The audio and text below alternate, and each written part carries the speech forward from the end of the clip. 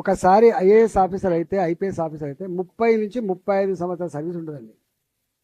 30 నుంచి 35 సంవత్సరాల సర్వీస్ ఉంటుంది. రాజకీయ పార్టీ 5 ఏళ్ళు మాత్రమే అధికారం నడుపుతుంది ప్రజల ఆశీర్వాదం ఉంటే. ఎమ్మెల్యే, ఎంపీ, ఎనీ ప్రజాప్రతినిధి, ఒక ఎక్సెప్ట్ ఎమ్మెల్సీ, అన్నీ 5 సంవత్సరాలు. ప్రభుత్వం అంటే 5 సంవత్సరాలు ఉంటుంది. వాళ్ళు చంద్రబాబు నాయుడిని చూసిండ్రు, వాళ్ళు రాజశేఖర్ గారిని చూసిండ్రు, వాళ్ళు రోషయ్య గారిని చూసిండ్రు, కిరణ్ కుమార్ గారిని చూసిండ్రు, ఇప్పుడు మొన్నదాకా కేసీఆర్ని చూసిండ్రు, ఇప్పుడు రేవంత్ రెడ్డి చూస్తారు. ఏంటంటే యథా రాజా తదా ప్రజ. నువ్వు చక్కగా ఉంటే, నువ్వు పనివంతునివైతే, నువ్వు శుద్ధపూసలాగా ఉంటే వాళ్ళు కూడా పనిమంతుల్లాగా పనిచేస్తారు, శుద్ధపూసలాగా ఉంటారు. కానీ నువ్వు మాత్రం శుద్ధపూసలాగా లేకుంటే ఒక ఐఏఎస్ ఆఫీసర్ ఒక లేకపోతే ప్రభుత్వంలో ఉన్న పెద్ద చెప్తే నో ఇది నిబంధనలకు విరుద్ధంగా ఉంది, నేను చేయలేను అని ఒక కలెక్టర్ చెప్పిండు. ఆ కలెక్టర్ని పక్కకు పెట్టి ఇంకో కలెక్టర్ తెప్పించిండు. ఆ కలెక్టర్ వేసానికి నిజాయితీ ఉంది ప్రభుత్వానికి, దాన్ని బట్టి అర్థమవుతాను. అరే నువ్వు నిజంగా గొప్పడు, ఇలా గుటకాలు నడవదు, గుడమ్మ నడవదు, దుర్మార్గం ఆగుతుంది అంతే. ప్రభుత్వం చాలా పెద్దది, గుర్తుపెట్టుకో. ప్రభుత్వం అనుకున్న నాడు ఇంచు కూడా కదలదు. ప్రభుత్వం అనుకున్నాడు ఒక్క అక్రమం జరగడానికి ఆస్కారం లేదు. మొన్న నేను పోయినా ఒక అటాక్ అయింది, చూసింది మీరు.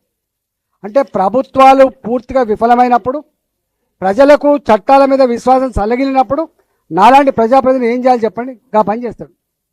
అందుకనే నేను ఒకటే అంటున్నా, ఐఏఎస్ ఆఫీసర్ కానీ ఐపీఎస్ ఆఫీసర్ కానీ పనిలో పెట్టుకోవాల్సి అక్కడ ఉన్నది, దృష్టి పెట్టాల్సి అక్కడ ఉంది. కానీ మొత్తం నేనే ఇలా ముఖ్యమంత్రి గారి కార్యాలయం, ముఖ్యమంత్రి గారి సలహాదారులు, ముఖ్యమంత్రి గారి బంధుమిత్రులు, ముఖ్యమంత్రి గారి మిత్ర పక్షాలు ఆయన అక్కడ కూర్చొని పైరలు చేస్తా అంటే ఎక్కడ నడుతాయండి చెప్పండి?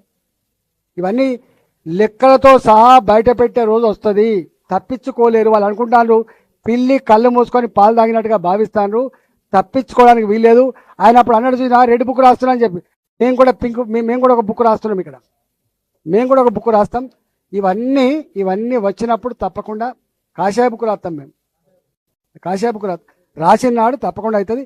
మళ్ళీ చెప్తున్నా, ఐఏఎస్ ఆఫీసర్ కానీ ఐపీఎస్ ఆఫీసర్ కానీ చట్ట ప్రకారంగా నడుచుకోండి తప్ప ఇవాళ వాళ్ళ బాసుల ఆదేశాలకు లోబడి పనిచేస్తే గతంలో శ్రీలక్ష్మి ఎట్ట జైలు పాలైంది, ఇవాళ అనేక మంది ఐపీఎస్ ఆఫీసర్ ఎట్ట జైలు పాలవుతున్నారు, రేపు అనేక మంది విదేశాలు ఎట్ట దాక్కుంటున్నారు.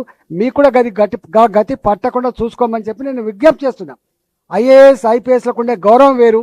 మీరు ఎంతో మేధో సంపన్నులు, ఎంతో కష్టపడి ఆ స్థాయికి వచ్చిండ్రు, ఎందుకు దాని గౌరవాన్ని తగ్గిస్తారని నేను కూడా అంటున్నా.